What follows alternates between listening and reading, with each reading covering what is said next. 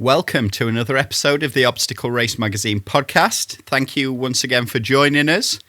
This week's been a pretty stormy weekend, dodging Storm Dennis. So hopefully everyone's been able to get out for a little bit of training without getting stuck in that. Let's get on to the 10-Minute Tuesday bit of mail and news that we've got for you. Oh, and we've got Kevin here again as well. Can't forget to mention him because he obviously gets all upset if I... Hello, Kevin. Don't pretend you're not there. Just wondering how long it was going to take for you to mention me. Right, so this week's news.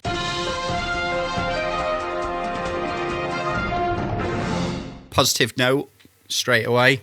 Tough Mudder UK are out of bankruptcy. So Spartan have acquired Tough Mudder UK assets. This is also inclusive of the Germany sort of the deal for Germany and events for Germany, which I think came under the umbrella of UK Tough Mudder before anyway. Their first event is still set to be April the 17th and 18th as planned, which is Finsbury Park. Giles is at the helm. Kyle is advising him. So that's fantastic news. It means that people will still be able to race Tough Mudder this year. Obviously, it's still going to be a bit of an uphill struggle for them. But what do you think, Kevin? Yeah, it's great news at last. People can sort of settle down and all the speculation's over. Be interesting to see what they do with the teams, because I think Spartan and Tough Mudder are definitely not going to clash any weekends now, or try not to. I think there is one weekend in September when they're both on together. So hopefully next year there'll be no clashes, spread everything out throughout the year, and then they can maybe save costs by having the same teams working on both. So yeah, positive news at last. Yeah, possibly. That'd be quite good, actually, if they had similar build teams and what have you, shared the skills across the two different brands. But apparently there was talk of it being something like a £700,000 price tag put on purchasing Tough Mudder UK. But this is all just word of mouth and what have you, gossip. But then, obviously, that means Spartan are then taking on the multi-million-pound debts that go along with Tough Mudder. So it's definitely going to be an uphill struggle for them. Yeah, I mean, if they want to buy Magnificent Seven, £700,000, I'll leave my email address in the notes so you can get in touch. I'm sure they'll come knocking very soon. So this means that Tough Mudder US is still a little bit up in the air in terms of what's going to happen with that one. I know Spartan are eager to get that one rolling, but the court date for that isn't until the 25th of February, until they'll make a decision on that one. Is the US, is it one company that looks after the whole of the US, or is it split into sort of East and West? Or don't you know? I think it's one company for the whole of the US. Because look at the size of the country, man, that'd just be an absolute mission. Like, even the build teams having to travel around, how many events do they do? If you think there's 52 states, I don't think they do as many events as what we probably would assume that they do in the US, because it's been ramping down. You'd think there'd be one in each state. I mean, every state is like the size of a country, really. Well, it depends on populations of each one, but yeah, I think it'd be a totally different animal over there. Yeah, definitely. And obviously their share of the debt that's been accrued is probably a hell of a lot bigger as well. So it depends on what sort of deal they can put together. But I know they pushed forward the UK deal just to ensure no more damage done to the brand itself in terms of what its overall value is. The longer they left it, obviously, the less it was worth. So these bankruptcy teams, they obviously want to get as much back as is physically possible, pull as much back in, and the longer they leave it, the less it's going to be worth. So that's why I think it was a little bit quicker. But fingers crossed, it's going to be positive news for the US as well, but we'll have to wait until towards the end of the month for that one. So on to less positive news. Splat Quack Go have called it a day this week. They have cancelled their future events. So they had one planned for the 11th and 12th of July, and that one's been cancelled, and refunds are going to be given because it's they've. So Alistair and Alison, we've worked with them at Mud 7 last year, didn't we, Kevin? Yeah, I think when I read this statement, they cancelled this year's events, and I think they're going to work with another team to try and get them back on track for 2021. Again, they've cited that they've not sold enough tickets up to this point. I know we're still 5 months away. But yeah, sad because they've got a great reputation over on the East Coast. Came to Mud 7 and put on a good show last year. You can see all the pictures people carry around the ducks. Whether it's too far away or people haven't seen enough marketing. It'd be interesting to get some feedback from people on, after doing Mud 7 last year, was Splat Quack Go an event they wanted to go to? Was it too far to travel? Did they sort of do the event and then forget about it? What are the reasons that they haven't signed up? And I think we can pass that all on to Alistair and the team then as well, just to give them a bit of an idea. Yeah. The comments on the post seem to be this similar ones to what you always see, and that is, really sorry, I've not got opportunity to race this, and I was really looking forward to racing this. I'd just not signed up yet. And unfortunately, that's kind of the way it goes. People, for whatever reasons, usually have to leave it a little bit longer, but to be able to sign up before an event, but that doesn't give race directors a clear indication of how many people they're going to get, and it can make it a real struggle to try and plan and know at what stage you need to call it a day and think, this is just going to be a massive loss if we continue. But yeah, Alistair and Alison, they were lovely to be around, and it were a real they're a great team. Business. We've worked with so many different race directors over the years, through Mud 7 and other things as well, and they were very professional. And the planning was excellent. They came down to the site a few times. Couldn't ask any more from them. So it's just a shame that people haven't bought into it, because I know that they've been getting decent numbers there. I think they're getting sort of 500 plus to their previous events. For whatever reason, people haven't signed up this year. Maybe it's just a change of tact needed on the marketing front. But yeah, fingers crossed they'll be back for 2020, and we'll do what we can to help them. Yeah, definitely. But that's probably about it for news this week. There's still not a hell of a lot going on yet. It's just not ramped up. It doesn't really ramp up until the end of March. So the start of March... I've got another one to brighten the mood. Go for it. It's not really going to brighten the mood. It's another sad story. Well, so that's why you put the violin music on now if you want over the top.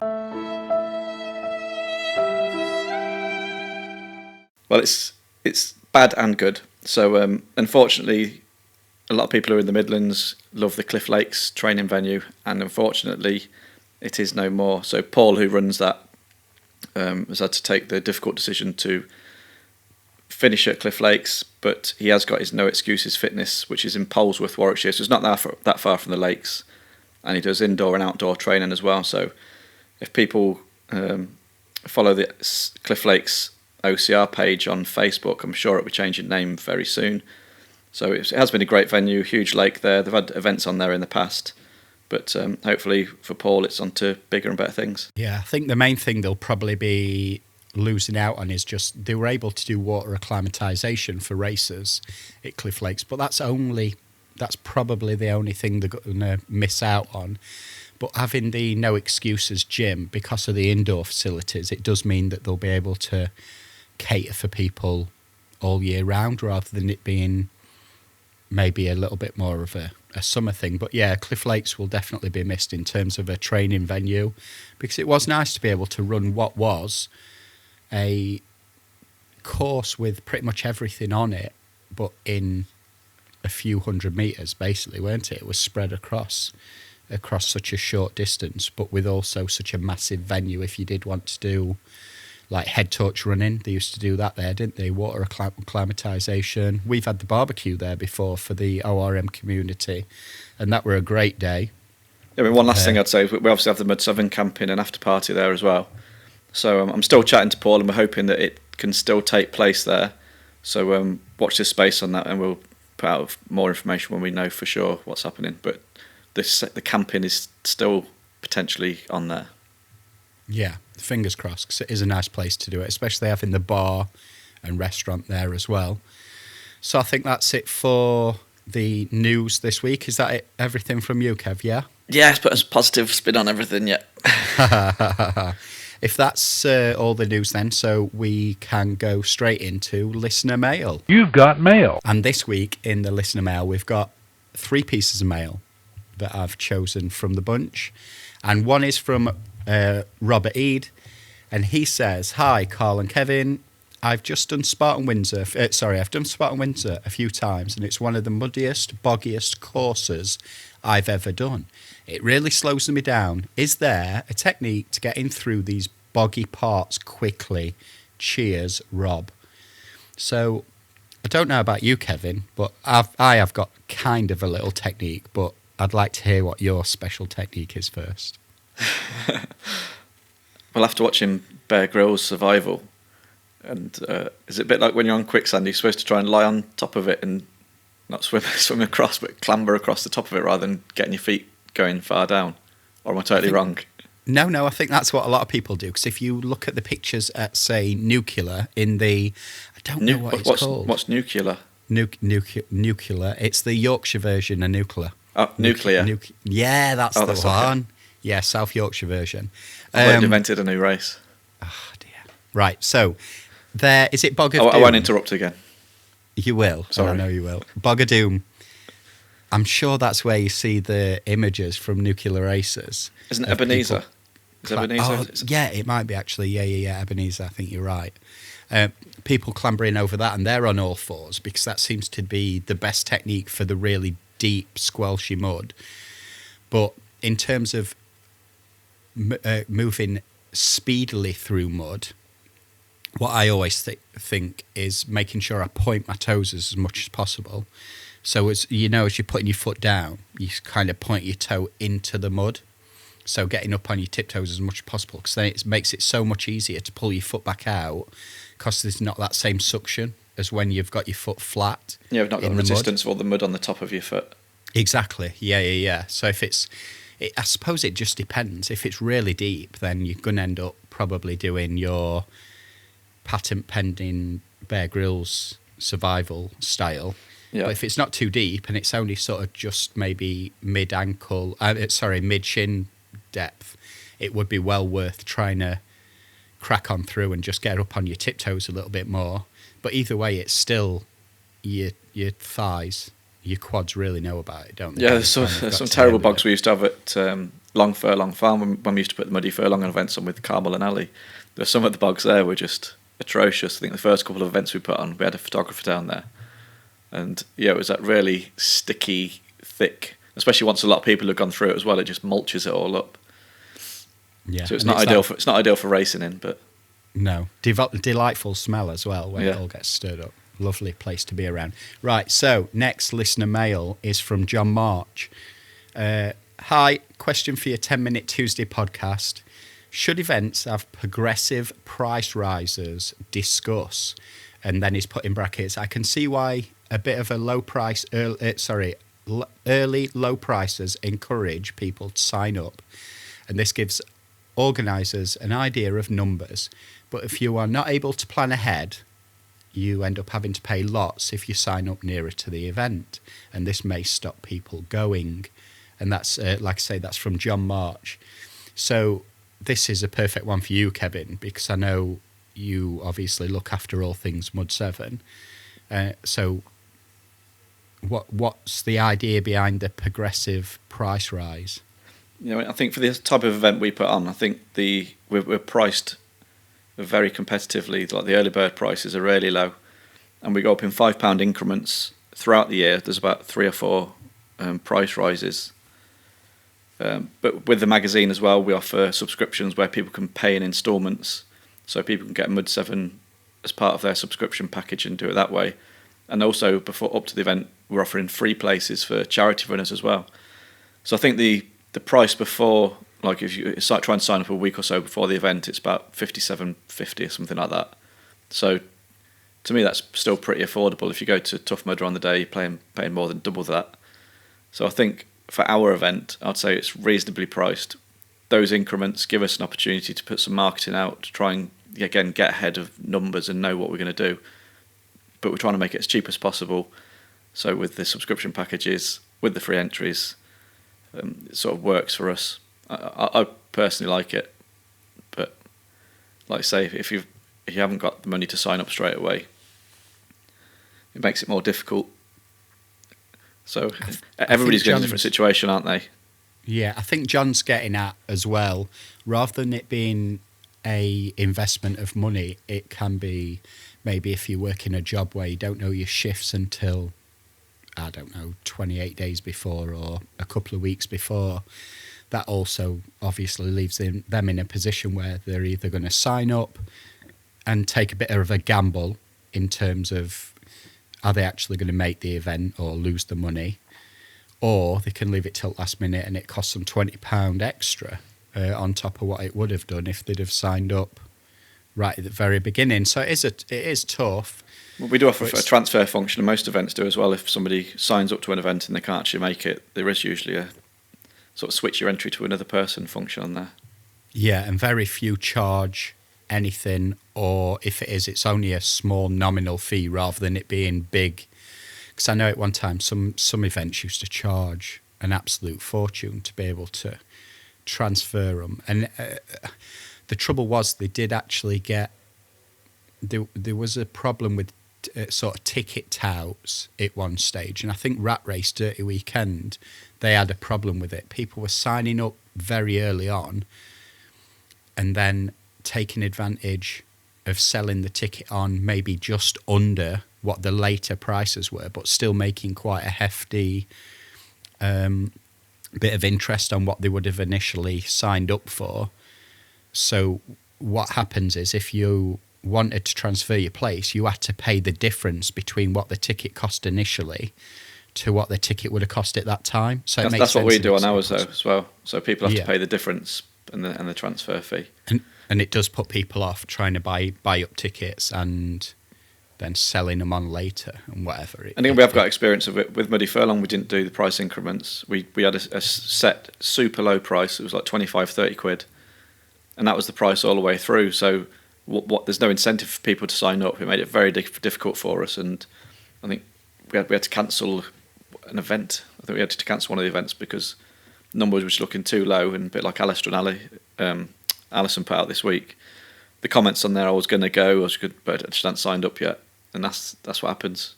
Yeah, you can't do can't be all things to all men. When it's such a small company, it's different when it's Spartan or Tough Mudder because they're going to get big numbers anyway. But when it's a small business like ours, where we've got full-time jobs as well, this isn't like all we do. We've got work in a job as well. You can't take gambles on it. So this gives us the best chance to put on a great event. Yeah. So hopefully that helps, John, with your questions that may have been around that. So Very good question, though. Yeah, no, definitely. It opens it up and it actually explains to people who maybe aren't aware of why they may just have thought that it was race directors being greedy and what have you, and just saying, oh, well, you didn't know about us then, so we're going to charge you extra because you know about us later on. And it's just not why those are in place. It is just because it means we can order medals, T-shirts, things like that, which need ordering a little bit further out and not gamble quite so much on the actual numbers, because then it means waste is lower, which is good. So it's sort of an it can keep the environment in mind a little bit more, so we don't end up with that waste. And a garage full of Mud 7 T-shirts. Yeah, exactly. No one wants a garage full of that. No one. And medals that no one was able to claim. So we've just got one more from Mark Allen. Hi, Carl. My topic for discussion is how the community and UK OSF, which is the UK Obstacle Sports Federation, can get race directors talking, working together to avoid race clashes and opening up events to the community where they don't have to pick and choose so much where they go. Kind regards, Mark. So that's from Mark Allen, which this is a strange one for us because we actually have offered a service at the magazine that's been 100% free for the last 5 or 6 years, that race organisations can actually list their events on our website for free. All they need to do is send the details over. But no word of a lie, because this usually drops in my lap as something that I need to do. No matter how many emails I send out, no matter how many reminders I send out, they still don't send their details over, but then don't understand why people don't know their events are on. So I don't know what the solution is, because it's a marketing basic, really, to make sure that every possible outlet that feeds information to obstacle racers, especially within your community within the UK, you should be feeding them information about your event to ensure you let as many people know as possible outside of your normal catchment that you'd get through your own social media. Like, one that's a real winner for us at the moment, when I'm looking at stats, it's brutal events. Now, I'm not sure why. I've discussed this with another race director this week, actually, and brutal events get, on average, between 70 and 150 clicks through our website for one of their, I think they do about 5 events through the year, and it's not even an obstacle racing event. It's a trail run, a tough trail run, and I don't know if it's because of the SEO of the name being called brutal events or what it is, but the amount of traffic that they get through our website directed to them is unreal, and most others aren't far behind. There's quite a few Spartan events that are similar sort of numbers. Every single week they're getting that many people clicking through to the website, so potential customers that has cost them nothing at all. So in terms of getting race directors talking and working together, I think a lot of the smaller ones do. I think some of the bigger events don't really care, because they know they're going to get the big numbers anyway, and it's up to the others to move if they want to, if you know what I mean. But I've spoken to some RDs before when they've put an event date on, and I've got in touch with them and said, you do know this is on there and that's on there, and I'd recommend you move forward a week or back a week because there's nothing on there, and they've sort of listened and done that sometimes. But I think there's a couple of weekends this September where you've got 3-4 events, big ones as well, all clashing. And you think they're in different parts of the country, so they're all going for different... So thinking about the OCR community, they'll pick and choose which ones they want to go to, but they're really concentrating on the areas that they're in.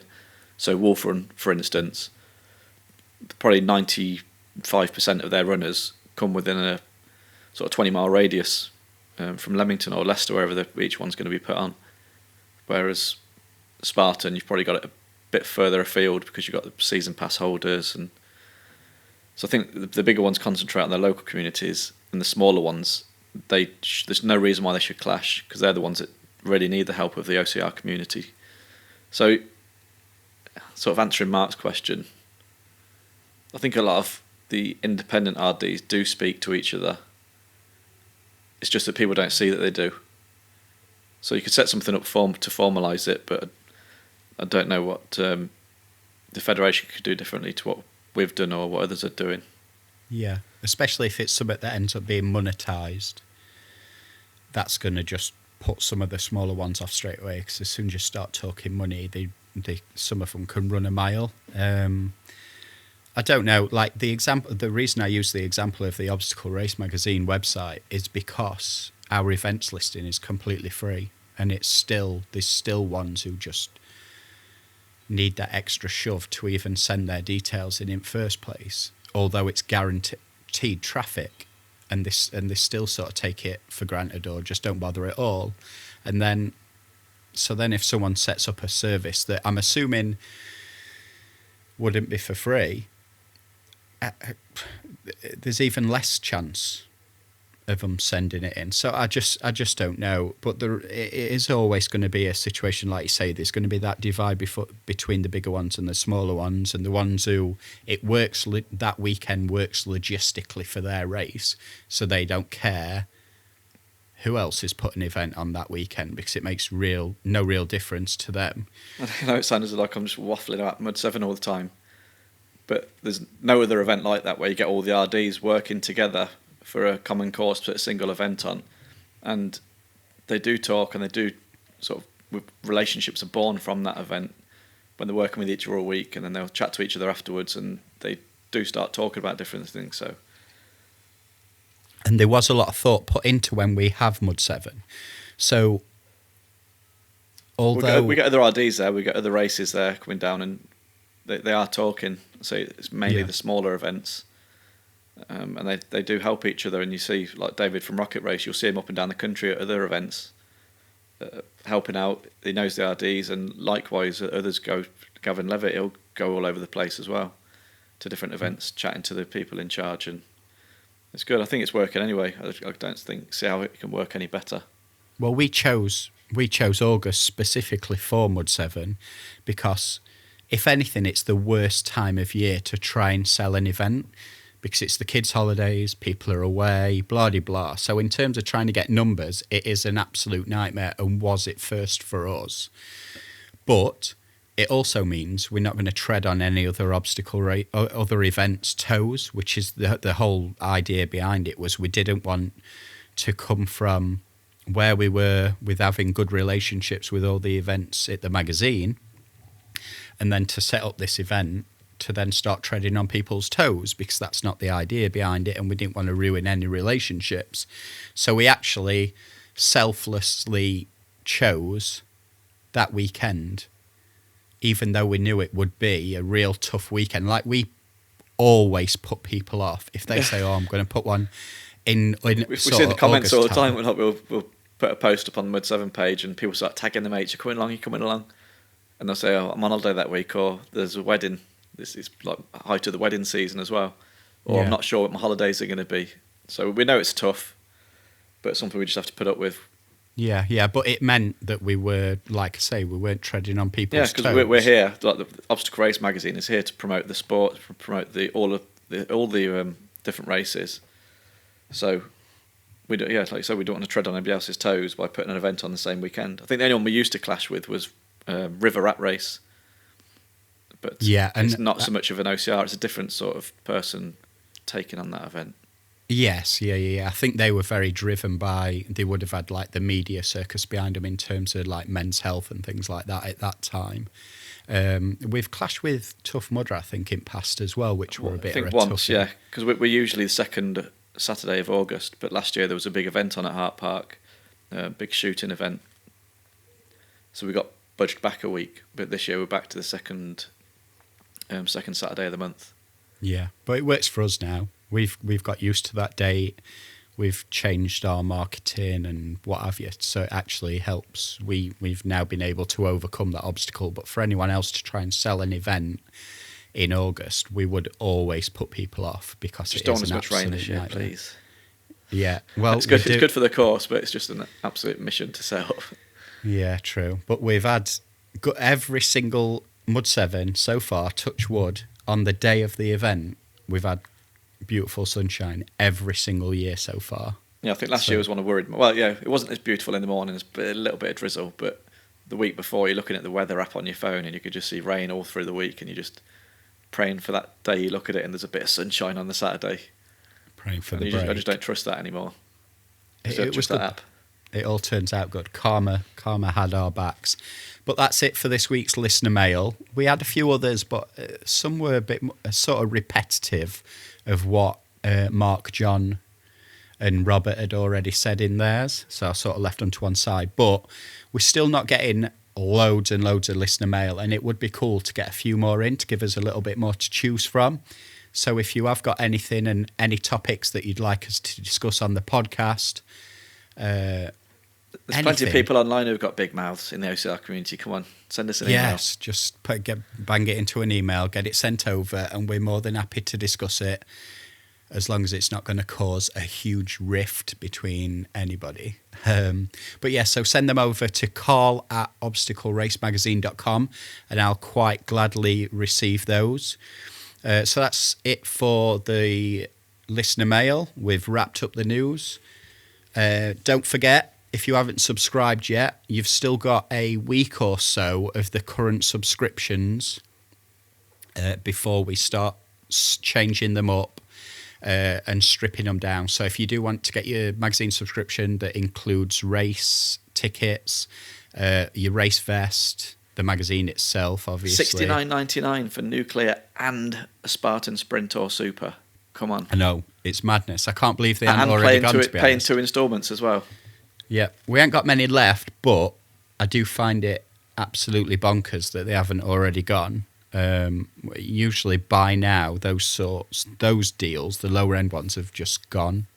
So yeah, you've got sort of a week or so before we swap them up, strip them down, take out the vests and t-shirts and what have you. So don't miss out on what is the best value you can currently get right now. Mud 7. We've got the price rise coming up at the end of this month, isn't it? Yeah, 1st Kevin? of March. Yeah, it goes up by £5 from the 1st of March. So get on that now. The available tickets, they were short to start off with because we had so many booked in before they even went on sale, people grabbing entire waves of tickets and what have you. So don't leave it too long for that one because it will be capped, and when those have gone, they are gone. There's just nothing more. We literally can't fit any more waves into that day. It's already going to be, me and Kevin are going to be trudging around in darkness the way it is as it is, sort of when the last wave is, by the time the last people get round, because it's quite funny. We do have people who, I think, make a day of it and have like 5 hours out on the course. Plus the open tickets this year, because we've got so many more charities we're working with, some of those had asked for 10, 20 tickets for this year, but because they've exceeded that by quite a lot already, some charities have grabbed full heats. So every time a heat is grabbed, that's like another 80 tickets gone from the open waves. So I think this year, charity waves, we've probably got 12 for the 16 charities we're working with. So 12 out of, say, 25 heats, that's half the tickets already gone. Plus other heats, we've got the Wrong'uns, we've got their own heat. Mud Crow have got celebrating their birthday, their 5th birthday, so they've got their heat there as well. So actual open tickets, there's not many, so you need to get in quick. Yeah, definitely. So don't leave that too long. And I think that, Kevin, is it for us this week. Anything else from you? I don't know if everybody's listened to the last episode we did, which was with David Baird from Rocket Race. So we were doing the 10-minute Tuesdays, but we were also going to do ad hoc interviews with different people as well. So that was very interesting. Some great events coming to Rocket Race this year. So definitely worth a listen. Yeah, I did mean to thank everybody because it has been probably one of the more, out of everything, apart from when the first Tough Mudder news broke, it has been one of our more popular podcasts, which I'm really happy about because we were testing the water with that first one because it was our first feature-length podcast. It was like an hour, just under an hour long. So thank you to everyone who's listened to that. If you've not already listened to it, look back for the one that's titled, I think it's Rocket Fueled, something along those lines anyway. If you haven't subscribed to the podcast already, make sure while you're listening to this, you go into whatever directory it is that you're using, whether it's Apple Podcasts or Stitcher, whichever, or Spotify, and make sure you click the subscribe button so you automatically get notifications every time a new podcast comes out, because it does help us quite a lot. It helps us to get up the more people who listen, the quicker they listen to it, the further up the charts we get. And then that means it actually gets suggested to people with similar interests within those same areas of the directory. So whether it's sports or health and fitness and what have you, it does get put there as a suggested one. So that does help us a lot if you could do that. So, but yeah, apart from that, thank you. I think that's about it from us for this week. So that's goodbye from me, Kevin. Goodbye from me. And see you next week. Thank Chat you very next much. week. Goodbye. Bye.